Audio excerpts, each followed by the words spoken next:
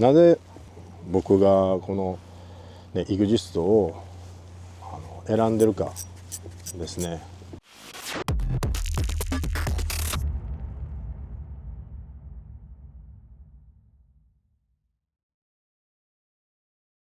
まず僕はもうね30年ぐらいエギングやってきてますけど、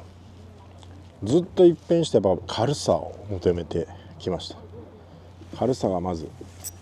大事だと。ただまあ今まではやっぱ軽さを求めていくとすごく強度を犠牲にしてくる部分が強かったんですよね。早く壊れる、すぐゴリ感が出る、そういうようなところが非常に気にはなる部分でした。ただそれでもやっぱ軽さを求めてはきたんですね。そこから考えた時にここ最近のリールとして感じることっていうのは、軽さとその強度剛性っていうのがすごく両立してきてきてるなと。でその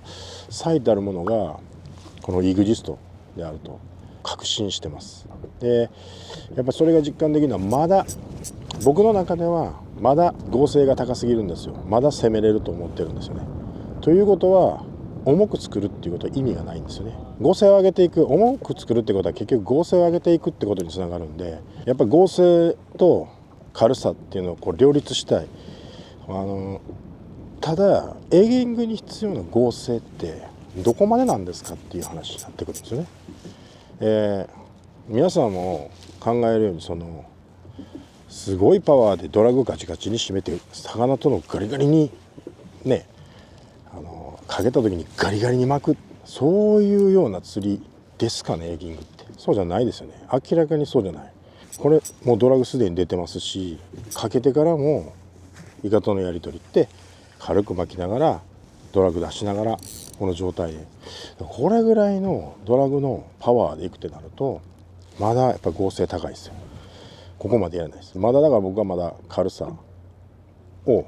求めていく方向にある。で僕は軽さを求めなくなったらズドンと重いリールになっちゃいますよね。だからやっぱり僕エギングの世界では確実に軽さが必要で、エギングってなぜ軽さが必要かっていうとすごく繊細な釣りをするんですよ。ふわふわふわふわふわふわ追っていくエギを操作する、コントロールする。そして当たりなんてすごいですよね。ふわっとロッドを手のひらに乗せた状態でラインがちょっと動いたりふわっとなんかなるものに対してイカがこう触ってきた感触をイカがエギに近づいてきただけでそれを察知するぐらいの感度を求めていく釣り。そうなってくると剛性求めて重く作っていく、全く必要じゃないんですよね。でそもそもフラッグシップモデルで重いっていうのはちょっと僕は問題外だと思ってます。一番最上級のグレードで重すぎるリールっていうのは作ろうと思ったら作れると思うんですよね。で僕の求めているところは全然違うし、テクノロジー技術としてもそれを軽く作っていくっていうことにすごく重きを置いてます。難しいですよね。誰が考えても軽く強く作れって言われたら難しいですよね。もうそれが全てですね。それをやっぱり、台湾のテクノロジーとしては重きを置いて開発してきた。それにこのイグジストっていうものがあるんですよね。だからこれはやっぱね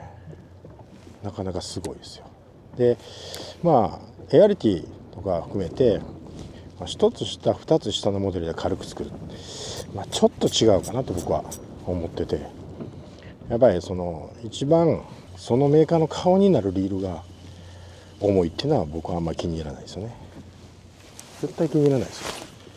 エギング求めてるの軽さですよ。軽さが一番求めてるわけで、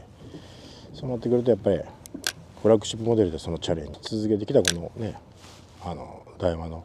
リール開発っていうのは今やっぱりすごくノリに乗ってるなって感じがしますね。軽さを求めて作ってきたからこの剛性も伴いながらこのフラッグシップのこのすごい、リグジストが出来上がってるんですよね。だからそれも含めてやっぱ今の状態で言うとエギングはやっぱイグジストダイワすごいベストブランドかな思いますね。重いリールは全然いらないですね。重く強くは作れるんで、それがセルテートですね。ギアが良かろうが巻きがヌメヌメしようが重いと意味がないですよね。やっぱ軽く作ってほしいなっていうのは僕は実感。それはやっぱり EXIST すごいと思いますよこれは。あとはまあストイストのシリーズのロッドってひときわ軽く作られてます。先重りがやっぱりしない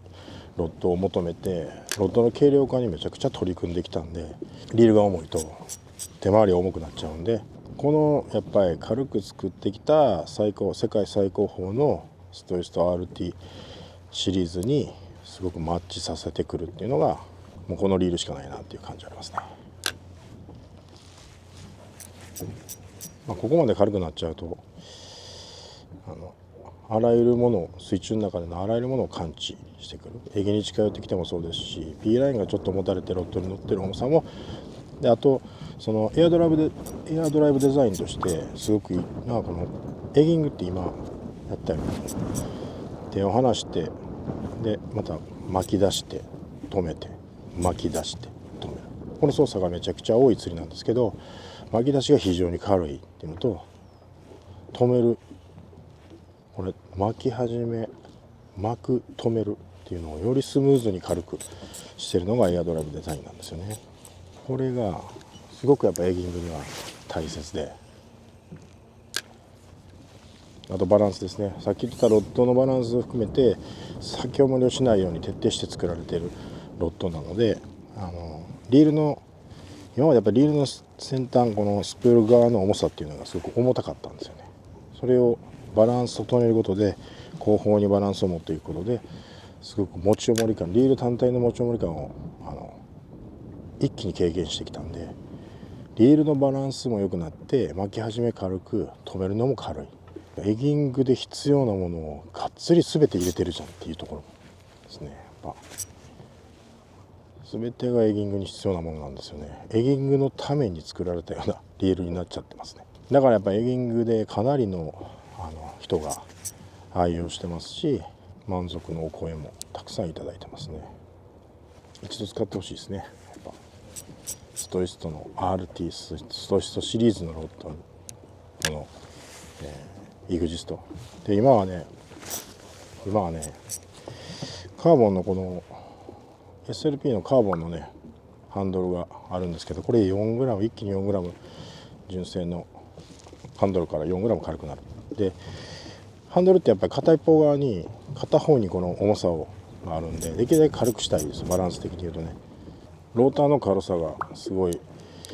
際立ってて、ローター片一方重いとねパーンとハンドルを回した時にくるくるくるっと回るんですけど、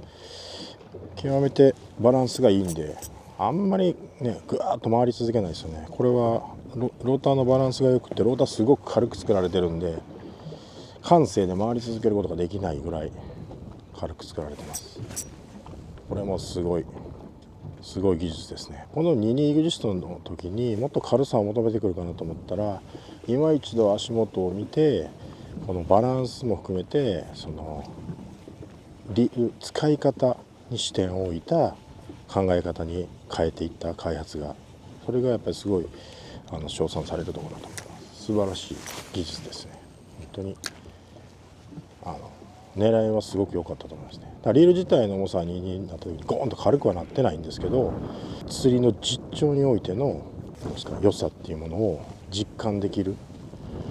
リールに変えてきたなと、素晴らしいと思いますね。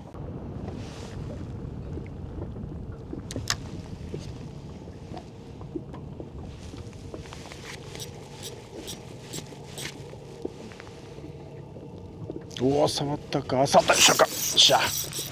一回ね向こう側から回してきて、結構上の方で流していってくるとね、今沈めてないかなあんまりね。